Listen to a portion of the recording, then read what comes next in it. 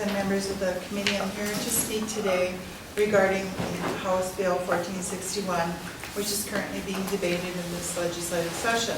My name is Denise Brandvold, and I've been in education either as a teacher, administrator, or student all my life, which includes at least 44 years of educational experience. I am here representing the East Central Special Ed District, which is comprised of 6 schools, and we have approximately 180 students at the last child come in, which includes all categories of disabilities.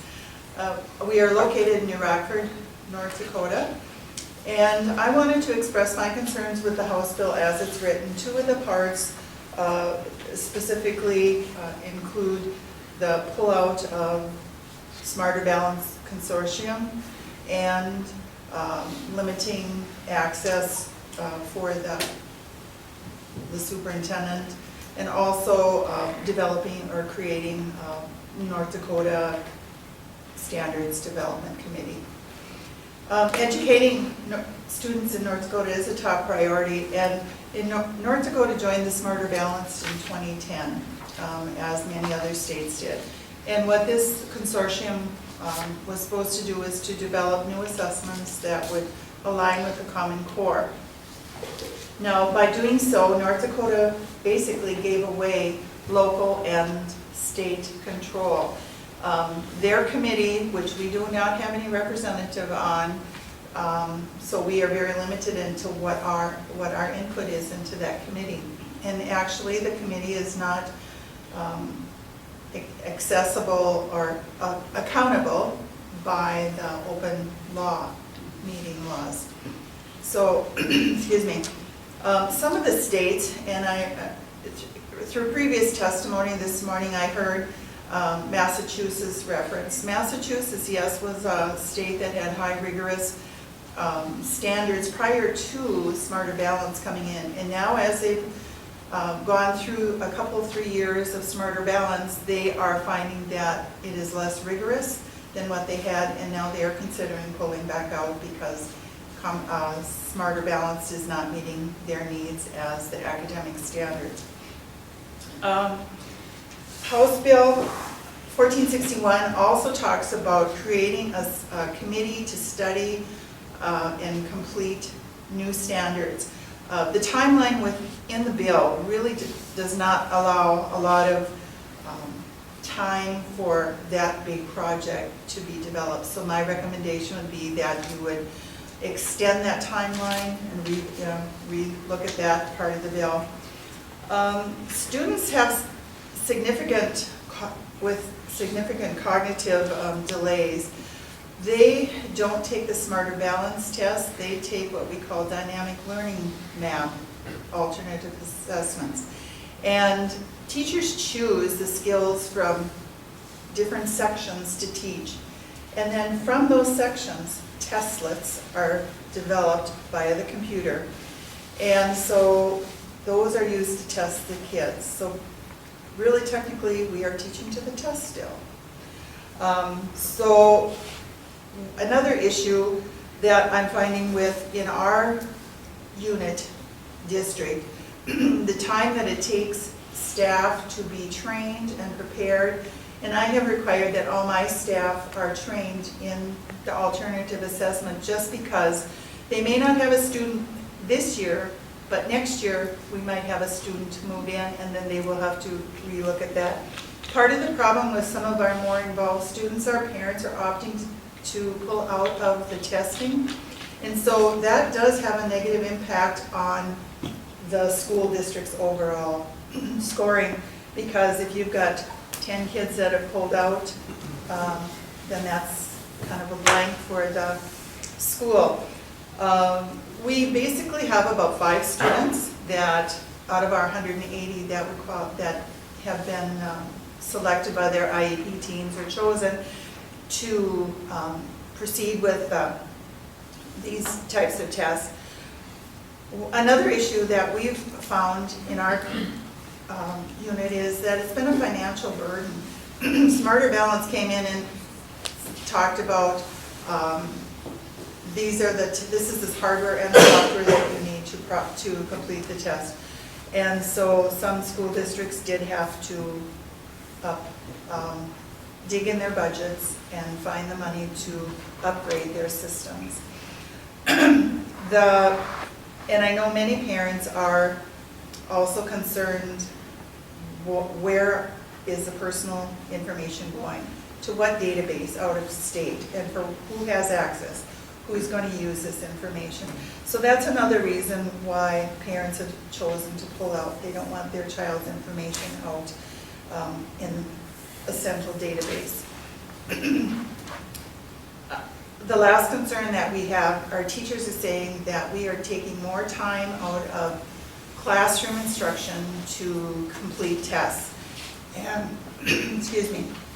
So we really need to look at, and it was referenced earlier, the Finnish system, test less and be in school less. We are basically going the opposite way. We're testing more and we're looking at longer days. So I do support passing 1461 because it does limit the use of the state resources and it does withdraw from the Smarter Balance Consortium. And I want to thank you for letting me present my testimony today. Thank you very much, Denise. Thank you. Right, committee, have we got any questions for Denise Brandvold?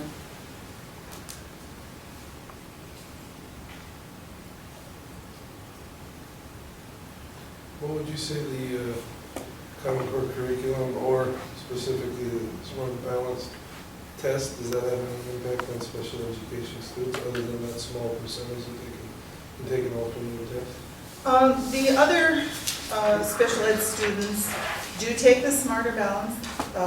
They may have accommodations and to complete those assessments, but are more involved, cognitively involved students do take the alternate one. So most of our special ed students take the same test as your general ed students. Did I answer your question? What implications is that? What are there? Does that bring down the district's test scores? Is everything fine? It could, depending upon the student's results. But it's a team process. The IEP team looks at if the alternative assessment is appropriate. And based on what the school, or this child's level, skill level, most all the other students take the Smarter Balance one. So yes, it probably would have an impact. I'm a little confused because we heard some testimony today that Common Core and Smarter Balance are two different things. Is that true? Yes. Common Core is your guidelines for your curriculum, and the Smarter Balanced is the assessment. And the Smarter Balance was supposed to be developed to align with the Common Core and to assess that guideline. Isn't it true that Common Core and Smarter Balance testing are supposed to be very, very consistent in terms of, we have the curriculum over here with Common Core, we have the assessment over here with Smarter Balance. Would you say that they should have a strong degree of consistency between the two? Yes, and that was the theory for the development, that it was supposed to assess what the Common Core curriculum was. So yes, in a perfect world, that's what it would be. So you mentioned that you support HB 1461, and so do you then support also dropping the Common Core standards and adopting North Dakota State standards as well? I think we have to have something in place, some sort of alternative standards. I don't know that the Common Core needs to be totally dismissed, but I think the Smarter Balance piece also, we've allowed local control and state control to be diminished. So I think that the Common Core has to be re-looked at, because when we do the testing, sometimes the assessments were testing apples and oranges, basically because the new assessments, you really can't compare the scores yet, because you don't have enough history to compare to see if there was any success in these.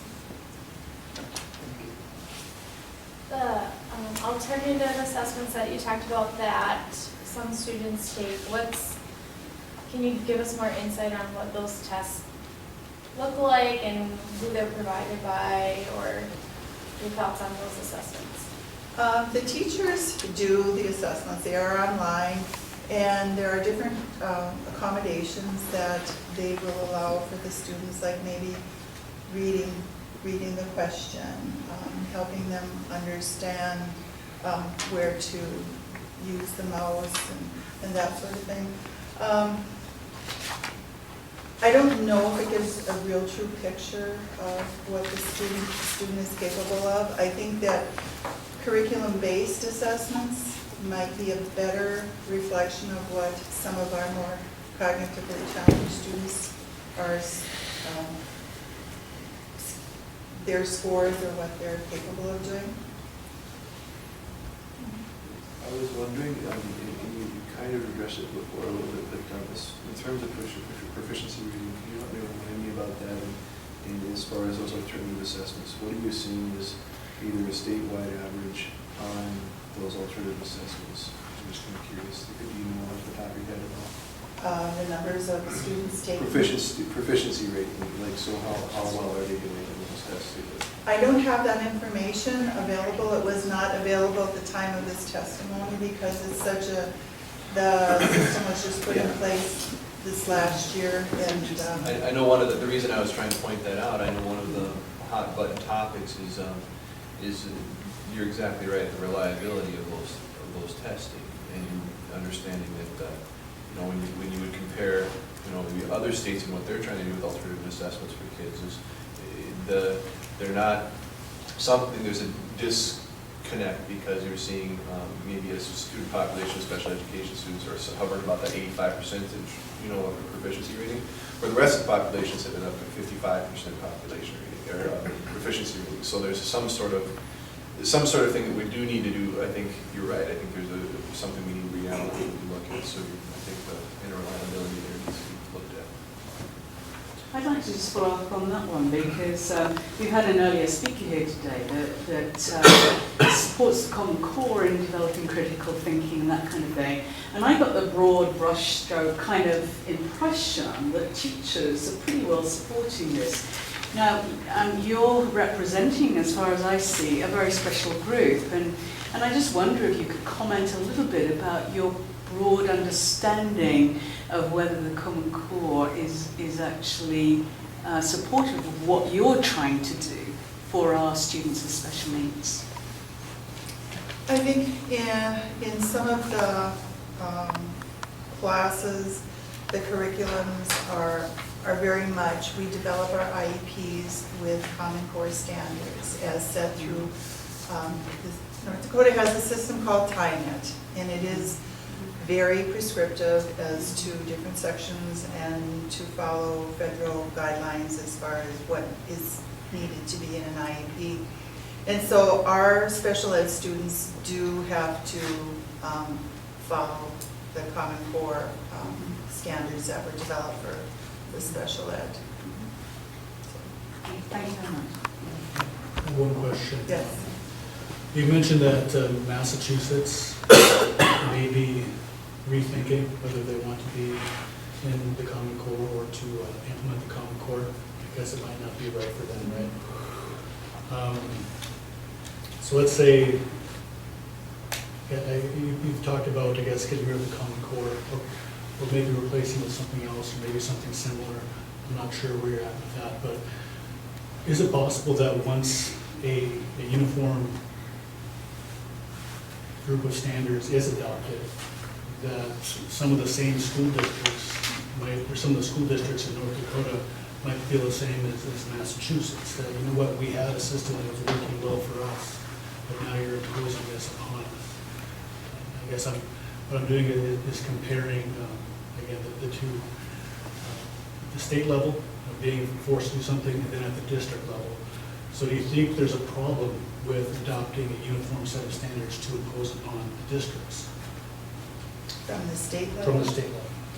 I think that's what they've done right now, because they have mandated, or the Common Core standards to all, and I know all 6 school districts that are in my unit do follow Common Core, and they have their professional development, so they are in line with that, and that is basically the direction from the high, Is that a good thing? I think it gives some continuity. I would think that the districts, you have to have a base, you have to have some sort of framework. But I think also with the flexibility of being able to do some things that work best for your students, but you still have to have some consistency. Is there danger in that? Pardon me? Is there danger in that if we would be going back to maybe having standards that are not as rigorous? Is if individual school districts could tailor the standards, would we be going backwards, not forwards? I think that they still need to have their base bottom line, this is what you have to have, whether it's at this level or this level. But I think your school districts and your teachers need to have a little bit of flexibility on how they are presenting or getting to the outcome, getting to that outcome.